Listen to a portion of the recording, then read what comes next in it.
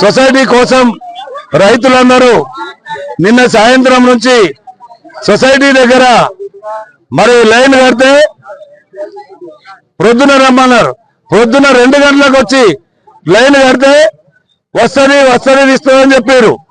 ఈరోజు తీరా చూస్తే మరి అక్కడ రైతులు ఎక్కువ కాగానే రైతులకు ఇవ్వకుండా వాళ్ళు ఇచ్చిన చిట్టీలు క్యాన్సిల్ చేసి ప్రొద్దునిచ్చిన చిట్టీలు క్యాన్సిల్ చేసి జనాలు ఎక్కువ కాగానే రైతులు ఎక్కువ కాగానే తెచ్చి బీబీపేట పోలీస్ స్టేషన్ లో కూర్చుండబెట్టారు.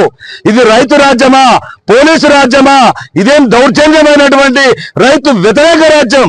సిగ్గుపడాలి కాంగ్రెస్ గవర్నమెంట్, ముఖ్యమంత్రి రేవంత్ రెడ్డి, మరి ఈ మంత్రి వ్యవసాయ శాఖ మంత్రి తుమ్మల నాగేశ్వరరావు అందరూ రాజకీయం చేస్తున్నారు.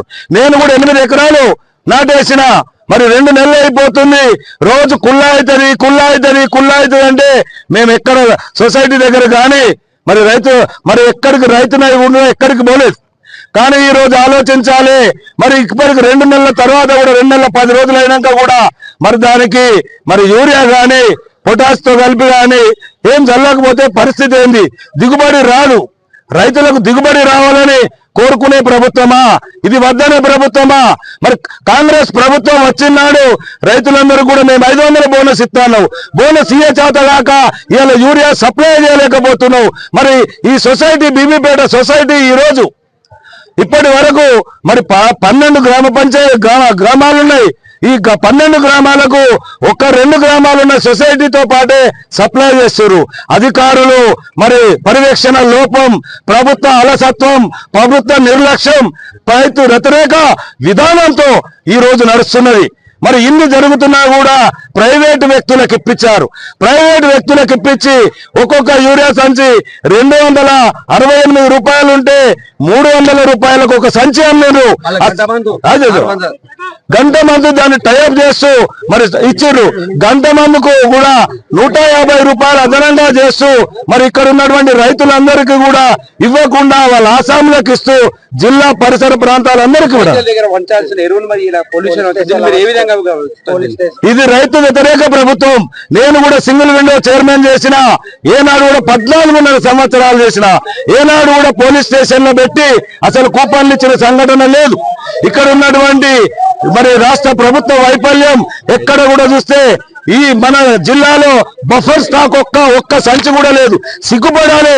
ప్రభుత్వం ముందు హుషారు పడకుండా, రాష్ట్ర ప్రభుత్వం హుషారు పడకుండా కేంద్ర ప్రభుత్వం మీద నెట్టేస్తున్నారు.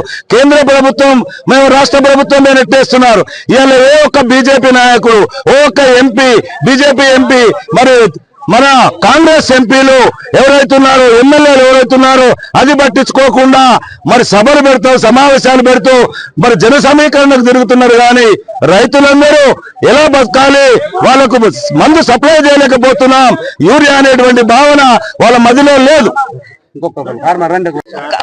బీపేట మండల్లో రాత్రి 2 లారీల మరి యూరియా వచ్చిన దానికి ఉన్న రైతులందరికీ ఫోన్లలో పెడితే దేశవ్యాప్తంగా మండలు మొత్తం 12 గ్రామ పంచాయతీల రైతులందరూ వచ్చి మండలంలో కూర్చుంటే మరి మాకు మసాలా కావాలని చెప్తే దౌర్జన్యంగా రాత్రికి రాత్రి ఉన్న నాయకులంతా ఒక లారీని మాయం చేసి ఒక లారీని ఆడు ఉంచి ఇప్పుడు పోలీసు వాళ్ళకి అప్పచెప్పి ఒక రైతులను పోలీస్ స్టేషన్ లకు బీపేట పిఎస్లకు తీసుకొచ్చి చిట్టీలు ఇచ్చుకుంటూ ఒక్కొక్క సంఖ్య ఇస్తున్నది ప్రభుత్వం. మరి దొంగ ప్రభుత్వాన్ని మెడలు వంచి మరి బుద్ధి చెప్పే రకంగా మరి ప్రజలే మీరే రైతులే పాల్గొనాలని చెప్పి నేను తెలియజేసుకుంటున్నా. ఇలా రైతుల బుద్ధి చెప్పాలి. మరి మీకు ఇట్లా 10 సంవత్సరాల నుంచి ఎట్లా జరిగింది?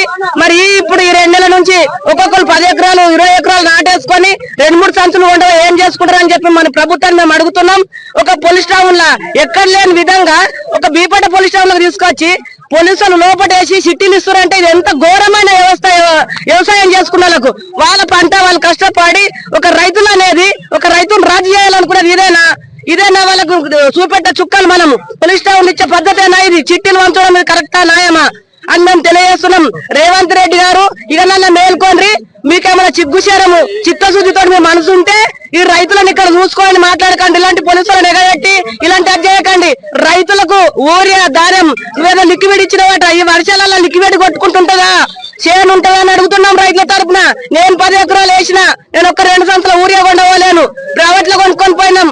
రాత్రికి రాత్రి ప్రైవేట్ లో వస్తే 100 సంచి బీపేటలు ఎత్తురు, 200 సంచి సిరిగల దుబ్బగా పోతుంది.